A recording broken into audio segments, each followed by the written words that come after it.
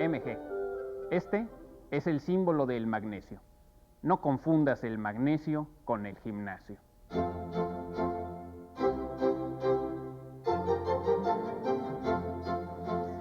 Se solicita la ayuda del culto público de Canal 22 y de los aficionados a este gimnasio para identificar al individuo que aparecerá en pantalla. Nadie como él ha cantado las delicias y las melancolías de la provincia mexicana. La obra de este poeta, apartado de las grandes metrópolis culturales de su época, supo ser particularmente moderna más allá de los temas que en apariencia maneja su poesía. Aunque conoció a Francisco y Madero, luego no quiso o no pudo acompañarlos en su movimiento político. Solía llevar una hoja con sus versos guardados en el pantalón para mostrárselos a sus amigos y escuchar sus críticas. El reconocimiento a la grandeza de su obra le llegó demasiado tarde, pues el joven poeta murió de neumonía a los 33 años. ¿Quién era? Cada vez son más las personas inteligentes que sacrifican algo de su tiempo escribiéndonos aquí al gimnasio con sus críticas, sus sugerencias y sobre todo con sus demandas de libros. En esta ocasión tenemos muy buenos ejemplares para obsequiar a ustedes. Comienzo con este, que son los cuentos completos de Oscar Wilde en la colección austral. Qué bueno que sigue estando viva esta colección. Tiene una introducción de Luis Antonio de Villena. También tenemos varios libros de Alejandro Rossi, todos ellos cortesía de la editorial Joaquín Mortiz. Estoy hablando de Cartas Credenciales, un libro de ensayos lúcidos y divertidos, La Fábula de las Regiones y Un Café con Gorrondona, ambos libros de cuentos de Alejandro Rossi, quien será, por cierto, el invitado especial de esta emisión de El Gimnasio. Recuerden que tenemos un nuevo correo electrónico y que, bueno, en ocasiones los libros que regalamos no alcanzan para todas las personas que nos escriben, pero para muchos de ustedes sí, y para todos tendremos algo que darles seguramente. Bien, comencemos con la presentación de los atletas más habituales de este gimnasio. A mi derecha tenemos al gran Francisco Segovia. Bienvenido, Francisco. Gracias. A Alicia García Bergua, corredora de fondo y de muchas otras prendas de ropa interior. Bienvenida. ¿Qué tal? Alicia.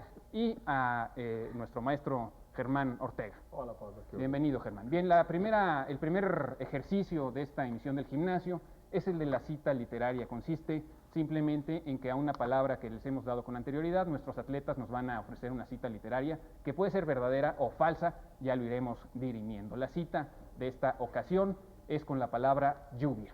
Comenzamos contigo, Francisco Segovia. Yo de lluvia tengo varias. Tengo dos. Lo que me importa señalar es que son dos del mismo autor, separadas por muchos años, pero dicen casi lo mismo. Este es un poema entero de Borges que se llama La lluvia. Bruscamente la tarde se ha aclarado, porque ya cae la lluvia minuciosa. Cae o cayó. La lluvia es una cosa que sin duda sucede en el pasado. Quien la oye caer ha recobrado el tiempo en que la suerte venturosa le reveló una flor llamada rosa y el curioso color del colorado. Esta lluvia que ciega los cristales alegrará en perdidos arrabales las negras uvas de una parra en cierto patio que ya no existe. La mojada tarde me trae la voz deseada de mi padre que vuelve y que no ha muerto. La otra son solo dos versos, es llueve y dice: ¿en qué ayer, en qué patios de Cartago cae también esta lluvia? Por algo Calvino también decía, es una tercera cita, decía: la imaginación es un lugar en el que llueve siempre. Qué maravilla. Además está todo esto del agua, siempre ha sido comparada con el tiempo desde Heráclito para acá, pero, ¿no? Fíjense, hay dos años entre el primer poema de Borges y el segundo, 12, donde sigue pensando lo mismo, como si siguiera lloviendo la misma vez, ¿no? Muy bien, y las citas son naturalmente son verdaderas. Verdaderas, ciertas. Alicia García Bergua. Yo tengo una cita de Gilberto Owen que me encanta, que es una imagen de la lluvia muy cortita, que dice: pasa el ciclista pedaleando la pianola de la lluvia, mi máquina empieza a escribir sola y los tejados tartamudean telegrafía. Muy bien, y es una cita... De Gilberto Owen. ¿Nos lo creemos que sí es de Gilberto Owen? Sí, en efecto. El Antiorfeo de Gilberto Owen. Muy bien, poeta mexicano, de los contemporáneos. Germán Ortega. Bueno, yo traigo tres citas breves, pero lo que me gusta es cómo para una cita la lluvia es algo terrible, está asociado con lo terrible, en cambio, para otros autores, pues está asociada, es una analogía de la belleza y de la fertilidad. Primero esta clásica. En el año 600 de la vida de Noé, el mes segundo, el día 17 del mes, en ese día saltaron todas las fuentes del gran abismo y las compuertas del cielo se abrieron. Y estuvo descargando la lluvia sobre la tierra 40 días y 40 noches. Génesis, ¿no? Capítulo 7, versículo 11. El gran autor que es Dios, ¿no? Exactamente. Claro, deberíamos haber puesto Dios, el patrón. Bueno, es inspiración divina, ¿no? ¿Y está seguro que el texto original no dice en el año 600 de la vida del joven? Del joven, ¿no? Del muchachito, ¿no? La segunda, estoy, bueno, es una traducción mía, estoy en el tercer círculo, el de la lluvia, eterna, maldita, fría y pesada, regular y constante, nunca cambiante, ¿no? Dante es el canto sexto de la Divina Comedia, ¿no? Como asocia la lluvia como lo pesado que te aplasta, etc. Y la última de Meléndez Valdés, este gran poeta español del siglo XVIII, probablemente de los más célebres. Bienvenida, oh lluvia seas, a refrescar nuestros valles y a traernos la abundancia con tu rocío agradable. Bien vengáis, alegres aguas, fausto alivio del cobarde labrador que ya tenía malogrados sus afanes. Bien, Germán, no tenemos tiempo, dinos si son verdaderas las tres o... Verdaderas. Las tres son verdaderas, nadie nos engañó, todas fueron ciertas. Vamos al primer fragmento de la entrevista con Alejandro Rossi. Él nos va a hablar sobre el regreso de Ulises, alias Odiseo, alias el Boomerang.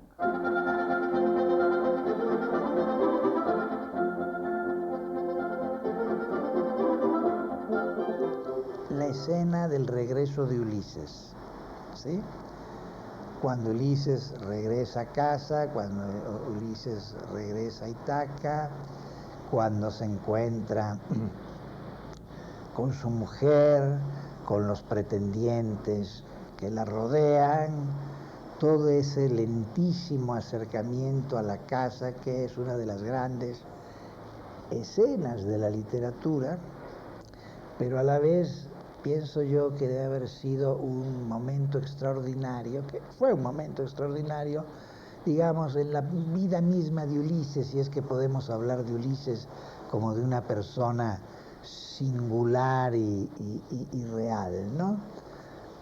Sí, ahí sí, esa escena me hubiera gustado vivirla, ¿no? El encuentro, te digo, lento con la mujer poco a poco, el no reconocimiento de Ulises al principio,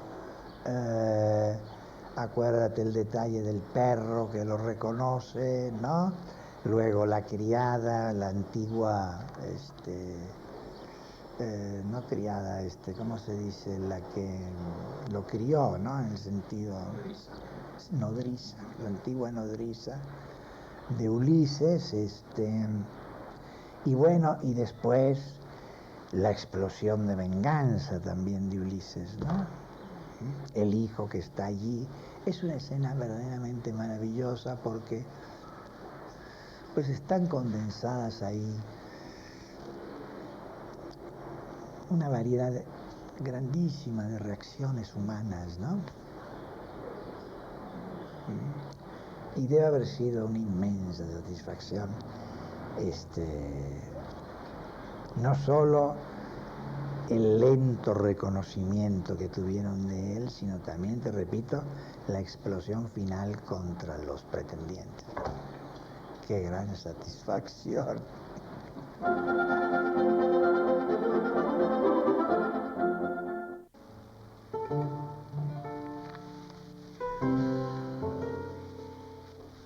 Caput imperare, non pedes.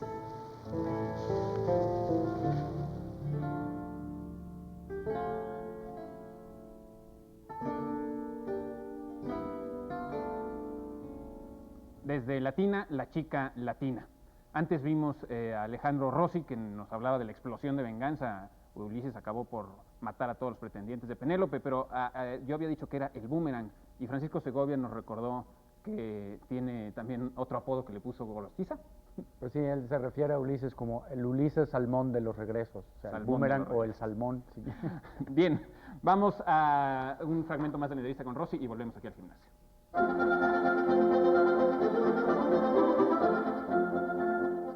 Como bien sabes, hay un relato que es uno de los cuentos cortos más extraordinarios, creo yo, que se han escrito en la literatura, que es el Bartleby de Herman Melville, ¿no? O Melville, en realidad. Y yo lo leí cuando tenía, no sé, 20 años, una cosa así, en la traducción de Jorge Luis Borges, aparecida en aquella colección célebre que se llamaba Cuadernos de la Quimera, ¿no sé? En el año 44 fue esto. Pero yo a los 44 todavía no tenía 20 años, lo leí un poco después, ¿no? Y se me había quedado con una fuerza tal como que no necesitaba releerlo, ¿no? Lo tenía siempre muy presente, el cuento. Pero ahora, hace un par de días, lo volví a releer por X circunstancias, ¿no? Y sí puedo decir que guarda para mí el mismo asombro que tuvo cuando lo leí cuando yo tenía 20 años, y es un cuento verdaderamente, es un cuento largo, es un cuento extraordinario, así, ¿no? Extraordinario. Es de una perfección formal maravillosa y es de una imaginación tan controlada, ¿no? Tan extraordinariamente fina, en una fantasía tan enloquecida como es la de Bartleby, ¿no? Oh, una cosa maravillosa. Creo que todo lector me agradecerá esta recomendación. Pero yo también, a veces, y esto a lo largo de mi vida, he admirado y me hubiera gustado tener en muchas ocasiones la fuerza de voluntad, o mejor dicho, no es la fuerza de voluntad, es la testarudez de Bartleby. Bartleby es el personaje, tú sabes bien, que siempre dice preferiría no hacerlo, ¿sí? Bueno, este personaje inmóvil, digamos, cadavérico, como lo describe Melville, es sin embargo el emblema del saber decir no, y del saber rechazar algo, y del saber establecer una línea entre tú y una conducta, o entre tú y una opinión, entre tú y una sociedad, etcétera, etcétera. Y todos hemos pecado probablemente en nuestras vidas de no haber dicho no en algunas ocasiones, en los momentos adecuados. Mi elogio a Bartleby. Herman Melville, quien también cayó en algún momento prisionero de unos caníbales en una isla y fue rescatado. En realidad tuvo una vida aventurera cuando era muy joven. ¿Tú ibas a decir algo rápido? Bueno, es que me gusta esa defensa que hace Rossi de la inacción, o sea, de decir no, que es lo contrario de esta idea moderna de que todo debe ser acción, todo debe ser... Es la idea del gimnasio. Empresa, todo debe ser... Y es la misma que tiene Borges cuando el rabí que construye el golem se arrepiente de haberlo construido, dice, y la inacción de G, que es la cordura. Sí, sin duda alguna. La inacción es cordura, es más o menos lo que Rossi viene a decir. Si nos quedáramos tranquilitos, las cosas estarían bastante mejor. Bueno, toca el turno al juego que hemos dado en llamar significados múltiples. Consiste simplemente en que nuestros atletas nos van a dar una serie de significados, una palabra que les hemos puesto con anterioridad, y estos pueden ser o no verdaderos, ya lo iremos viendo. Pancho Segovia, comenzamos contigo, te tocó la palabra logogrifo. No, me tocó lunático. Perdón, lunático. Entonces soy un lunático. Un lunático tú. Los estilos están llenos de lunáticos, es decir, de personas que se han enamorado de la luna, como el famoso Pierrot, y por eso están entre nosotros como ausentes, Pero en algunos países de habla española son lunáticos también todos aquellos que han nacido en luna llena, si además son albinos. Esto es, si son como ese famoso hijo de la luna del que habla una canción del grupo español Mecano. Santa María, en su diccionario de mexicanismos, supone que es la blancura de los albinos lo que los vuelve lunáticos, pero pone un ejemplo extraño cuando dice que en Tabasco existe la expresión dichos de lunático, que define así: se dice que alguien dice o echa dichos de lunático cuando no se entiende lo que dice, como ocurre a menudo con los albinos. Quizás se trata de un lapsus, y en vez de decir como ocurre a menudo con los albinos, Santa María debió decir con los lunáticos. Porque si tomáramos su dicho al pie de la letra, tendríamos que suponer que son lunáticos casi todos los albinos, aunque solo sea porque a menudo dicen dichos de lunático. Es sin duda un error de imprenta. No creo que Santa María haya querido nunca enviar a todos los albinos al manicomio. Bueno, no sé si sea cierto o fantasía lo que nos contó Pancho, porque yo no sabía que a los albinos se les dijera lunáticos. ¿Ustedes? No, yo tampoco, ¿Sí? Para nada. Es falso completamente. Totalmente falso. Lunáticos son dementes y ya, los que están en la luna. Muy bien. Alicia García Bergua. A mí me tocó la palabra lapidario, adjetivo que calificaba a quienes efectuaban la lapidación o el género de suplicio consistente en apedrear, y que solían encargarse también de las piedras preciosas, concerniente o relativo a las piedras preciosas, concerniente o relativo a las inscripciones que se ponen en las lápidas, el que tiene por oficio labrar las piedras preciosas, el que trata o comercia con ellas, especie de trípode con tablero redondo en que los lapidarios bruñan las piedras preciosas. Los lapidarios también fueron un grupo de monjes que hacían lápidas y que tenían voto de silencio. De allí que lapidario también signifique solemne y lacónico, como una inscripción pública. Nos creemos lo que dice Alicia. Yo lo de los monjes no me lo creo. Yo no me creo la primera parte donde dices todo esto de que tiene que ver con los que lapidaban gente, ¿no? Yo creo que sí. ¿Tú crees que sí? Sí, una frase lapidaria es... Sí, pero tiene que Bueno, ver con la la que se pone lápida sobre de la las tumba. con Sí, las tumbas, la ¿no? lapidación. Bueno, dinos Alicia, por Bueno, favor. el adjetivo que calificaba a quienes efectuaban la lapidación no es cierto. No es lapidar. Tampoco los lapidarios eran un grupo de monjes. Tampoco. No, Pero sí es cierto que solamente- tratan con piedras preciosas Sí, o con las sí, lápidas sí, en las sí, tumbas, sí. ¿no? Bien, nos tocaría con Germán, pero el tiempo nos ha comido. Te vamos a retomar en el siguiente bloque. Germán, vamos rápidamente a un corte con nuestros valientes patrocinadores y volvemos aquí al gimnasio.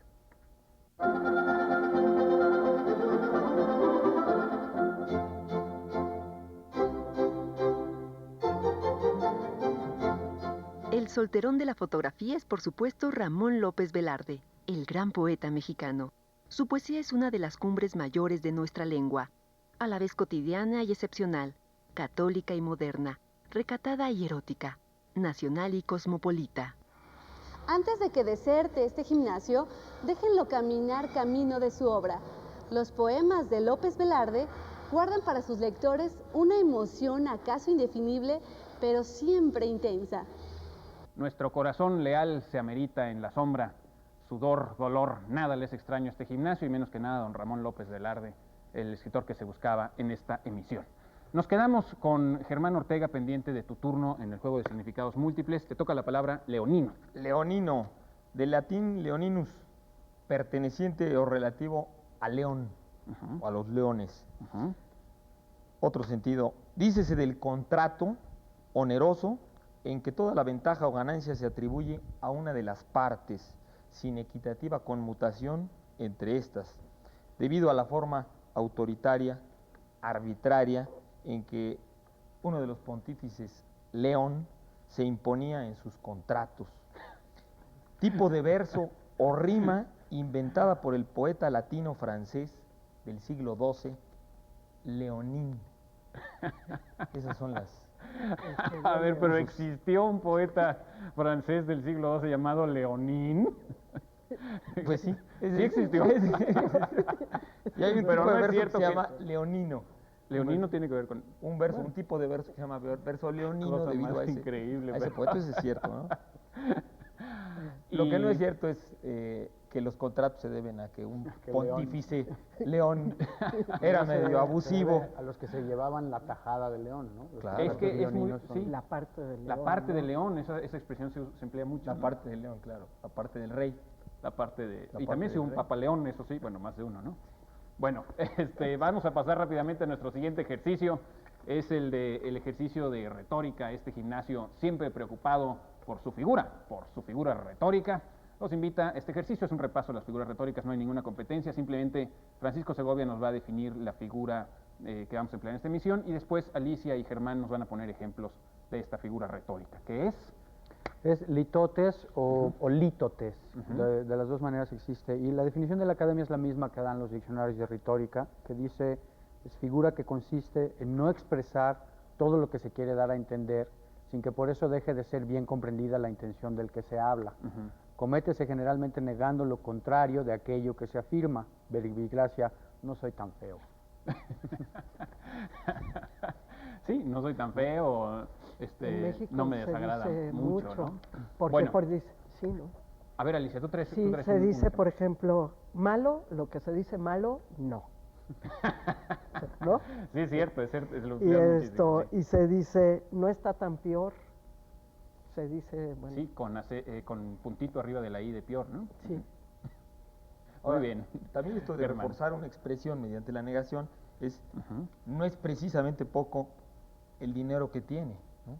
Cuando alguien es muy rico. Qué bien se ve que sabes poco de eso, ¿no? Ujú. Cuando sabes mucho. Dostoyevsky no es un autor despreciable, ¿no?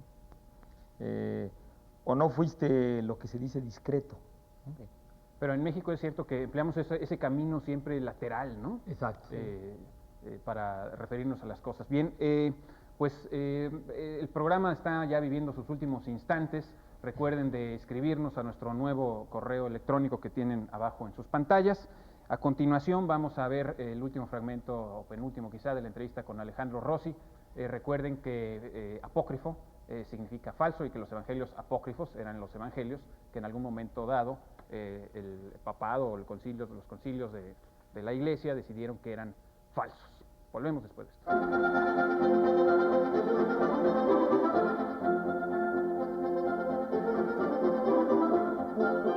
Uno o dos.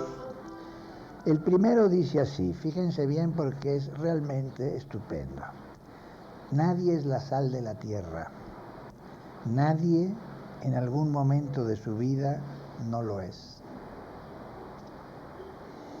Creo que ese es muy bueno, ¿no? ¿Mm? Sí. Todos tenemos nuestro momento de luz, todos tenemos nuestro momento de fulgor en la vida, ¿no? ¿Ah? Y también tenemos, pues, los momentos de oscuridad, ¿no? Pero la gracia de la idea de Borges, aparte de que está muy bien dicha, es eso de que cualquiera puede tener, y cualquiera tiene, de hecho, momentos de fulgores en la vida, ¿no? ¿Mm? Así que hay esperanza. Hay otro que es digno de leerse, es un poco didáctico, pero en fin. No odies a tu enemigo, porque si lo haces, eres de algún modo su esclavo. Tu odio nunca será mejor que tu paz. Creo que es, por eso digo didáctico, porque es una buena manera, es un buen consejo de conducta, digamos, ¿no? Imposible de llevar a cabo, ¿no? Imposible de llegar a cabo, porque como creo que dice Borges también en otro lado, no sé si es en este texto,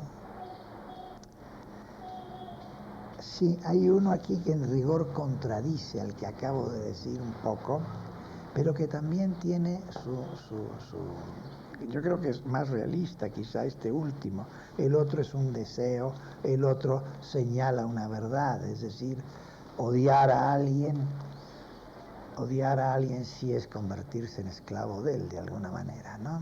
Es no sacárselo de encima nunca. Bueno, pero fíjense lo que dice aquí. Dice, hacer el bien a tu enemigo puede ser obra de justicia y no es arduo. Amarlo, tarea de ángeles y no de hombres. Ya ves que hay una cierta contraposición con el primero, ¿no? Pero los dos nos dicen cierta verdad. Germán Ortega dice que apócrifo no es falso, sino oscuro, secreto, escondido. Lo que pasa es que terminó significando falso porque fueron los evangelios justamente que la Iglesia no aceptó, incluso persiguió y destruyó. Muy bien, pues en realidad, como decía Pablo Neruda, son cortos los días, los meses, la lluvia, los trenes y por desgracia también es corto este gimnasio. Preferiría no hacerlo, pero no queda más remedio que despedirnos, dando las gracias al staff de Canal 22 por su talento, su profesionalismo, a nuestro flamante productor Jesús Tapia, el buen Jesús consejero, y por supuesto, gracias a todos ustedes por su paciencia para con este gimnasio. Los esperamos en la próxima ocasión y no lo olviden, no confundan el magnesio con el gimnasio.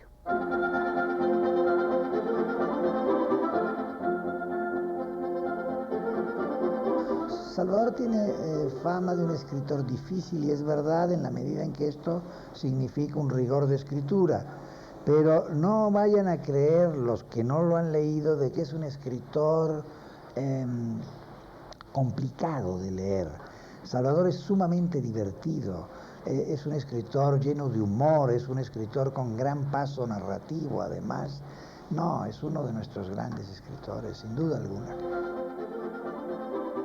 Es el gimnasio, puesto el gimnasio, das Gymnasium, this is the gym. Ven al gimnasio y en el gimnasio, come al gymnasium, come to the gym. En el gimnasio tú encontrarás, tú troverai, you should will find. L'espa de letras, come las letras, non son discretas, ni analfabetas, son palanquetas, che incominceta la rutina per preparación de retórica che juguetón. En el gimnasio desarrollazio de intelectuazio il musculón, il lexicon l'iperbatón. Es el gimnasio, non è magnesio, quítalo necio, velas el fin. Ego t'absolvo, nobles oblige, no pain no gain, no pasarán. Un, dos, un, dos, un, dos, un, dos. Es el gimnasio, puesto el gimnasio, das es Gymnasium, this is the gym. Ven al gimnasio, viene al gimnasio, come al gimnasio, come to the gym. Non ti arrepentirai, e muscoli tendrai, sì, sì, sì, sì.